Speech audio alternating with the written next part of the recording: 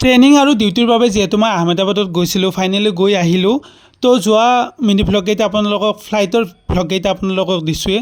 তো যেতিয়া মই গৈ পাইছিলোঁ তাৰ নেক্সট ডে মই আহিছিলোঁ অলপমান এনেকৈ বজাৰ চজাৰ কৰিবলৈকে খাম বুলি, যিহেতু ফাৰ্ষ্ট ডে হয়।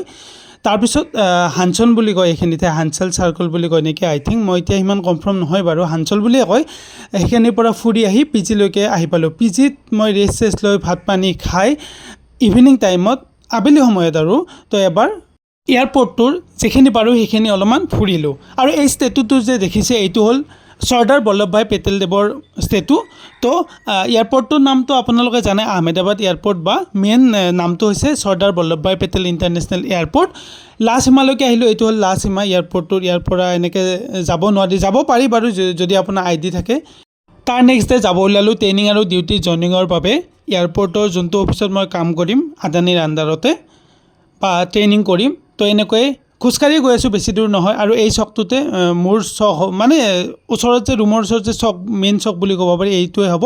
তাৰপিছত ইয়াতে সাই বাবা মন্দিৰ এটা আছে, আপোনালোকক দেখুৱাই দিলোঁ। এনেকৈ গৈ আছোঁ, দৰবাৰ কেইটামান দেখিলোঁ, মন্দিৰ এটাও দেখিলোঁ, সেৱা কৰি ল'লোঁ যে মোৰ আজিৰ প্ৰথম দিনটো ভাল হয়।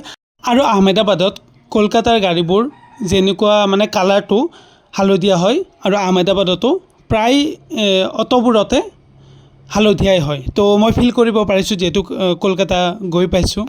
তাৰপিছত পালোঁ BCSৰ অফিচটো, তাৰ অফিচটোৰ ওচৰৰে গৈ আছোঁ।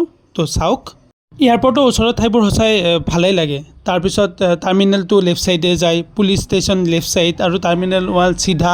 আৰু মই গৈ আছোঁ টাৰ্মিনেল 3 লৈকে, সেইটো ৰাইট ছাইড যাব লাগিব। আৰু এইটো হ'ল টাৰ্মিনেল 2, কনষ্ট্ৰাকশ্যনৰ কাম, মানে কাম চলি আছে, কমপ্লিট হোৱা নাই। আৰু ষ্টেটুটো আৰু এবাৰ দেখুৱাই দিছোঁ, চাওক চৰ্দাৰ বল্লভভাই পেটেলদেৱৰ মূৰ্তিটো। তো গৈ আছোঁ, মই এণ্ট্ৰি হ'লোঁ টাৰ্মিনেল T3। তো ইয়াতে আমাৰ অফিচটো আছে। এনেকৈ জইনিং হৈ কিবা এটা খাব আহিলোঁ।